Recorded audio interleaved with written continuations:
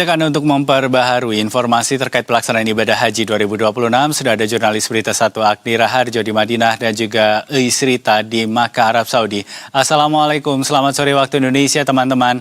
Saya mau ke Agni terlebih dahulu untuk saat ini di Madinah.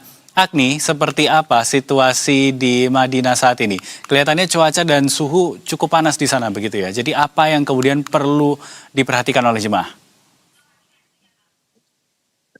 Waalaikumsalam warahmatullahi wabarakatuh. Selamat siang waktu Madinah, Dev dan pemirsa Berita 1. Tadinya saya akan melaporkan langsung dari luar gedung, namun ternyata memang cuaca panas yang cukup ekstrim membuat saya harus mengurungkan niat dan harus masuk ke dalam gedung untuk menghindari dampak negatif dari paparan langsung sinar matahari. Karena saat ini di Madinah, cuaca di siang hari bisa mencapai 41 derajat Celcius, di mana hal ini tentunya akan berdampak pada kesehatan jemaah haji, khususnya mereka yang lansia dan mengalami risiko tinggi kesehatan. Karena cuaca panas ini bisa mengakibatkan dehidrasi dan heat stroke. Heat stroke sendiri merupakan sengatan panas yang dipicu dari paparan sinar matahari langsung terhadap jemaah haji apabila mereka tengah beraktivitas di luar ruangan. Umumnya heat stroke ditandai dengan meningkatnya suhu tubuh hingga mencapai 40 derajat Celcius, di mana kulit terasa panas namun tidak mengeluarkan keringat.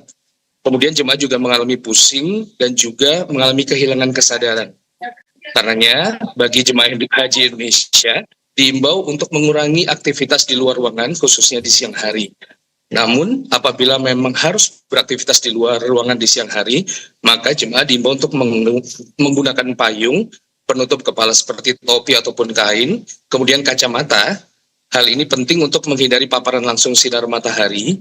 Kemudian juga jemaah diimbau untuk banyak mengonsumsi air putih, setidaknya 30 menit sekali mengonsumsi 1 gelas air putih. Hal ini penting untuk menjaga hidrasi tubuh sehingga jemaah tetap fit dalam beraktivitas.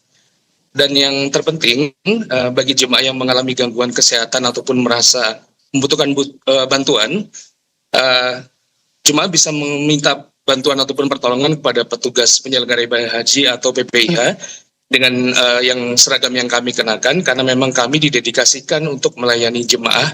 Dan apabila jemaah membutuhkan layanan kesehatan, jemaah bisa meminta bantuan dari dokter kloter maupun dari Klinik Kesehatan Haji Indonesia atau KKHI. Dan berikut pernyataan dari Dr. Eni Nuryanti, Kepala Seksi Kesehatan PPIH Dakar Madinah.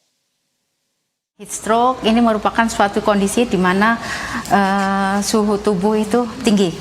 Biasanya heat stroke ini disebabkan oleh karena terpapar oleh sinar matahari dan atau karena terlalu banyak aktivitas di luar terlalu lama.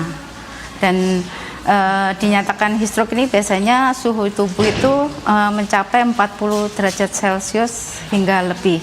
Kita yang pertama seperti biasa, cukup minum 200 ml per jam atau minum sedikit-sedikit, jangan tunggu haus.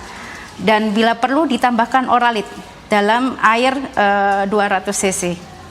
Terus yang kedua, semprot-semprotkan wajah, semprot air ya, botol semprot ke wajah atau ke permukaan tubuh yang terbuka.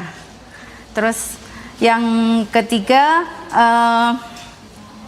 memakai baju yang nyaman, artinya longgar sehingga sirkulasi udara dalam tubuh itu lancar. Dan yang terakhir, batasi aktivitas di luar. Jadi untuk jamaah haji saya harapkan untuk sholat duhur, sholat asar itu di dalam hotel aja. Dan misalnya mungkin untuk jamaah kita yang sudah sampai di Mekah, bila melakukan umroh, saya sarankan umrohnya tuh di malam hari. Ya, tadi pernyataan dari Dr. Eni, dan memang kami himbau kepada jemaah bahwa demi kekuatan ataupun kemantapan fisik pada saat nanti puncak haji, maka jemaah diimbau untuk membatasi aktivitas yang tidak penting ataupun tidak urgent di luar ruangan, terutama di siang hari. Sementara untuk saat ini, di hari ini dijadwalkan 16 kloter jemaah dengan jumlah 5.899 orang akan tiba di Madinah melalui Bandara Amir Muhammad bin Abdul Aziz. Sementara Dijadwalkan juga 16 kloter jemaah dengan jumlah 6.613 orang akan meninggalkan Madinah menuju Makkah untuk mengikuti umroh wajib dan rangkaian kegiatan ibadah di kota Makkah sambil menunggu nanti puncak Ar-Musna. Dev? Baik, beberapa imbauan soal cuaca ekstrim sudah disampaikan dan tadi di bagian akhir ada 16 kloter jemaah yang kemudian bergerak dari Madinah menuju ke Makkah. Kita pantau situasi di Makkah sekarang bersama dengan Ais. Sampai sore hari ini sudah ada berapa total jemaah maupun kloter yang sudah tiba di Mekah, Ais?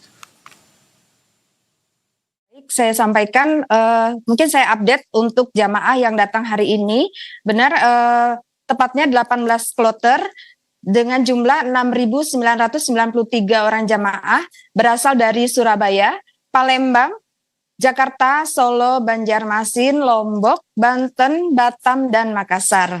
Nah, dijadwalkan untuk jamaah yang tiba di Makkah itu beristirahat untuk mempersiapkan diri melakukan umrah wajib.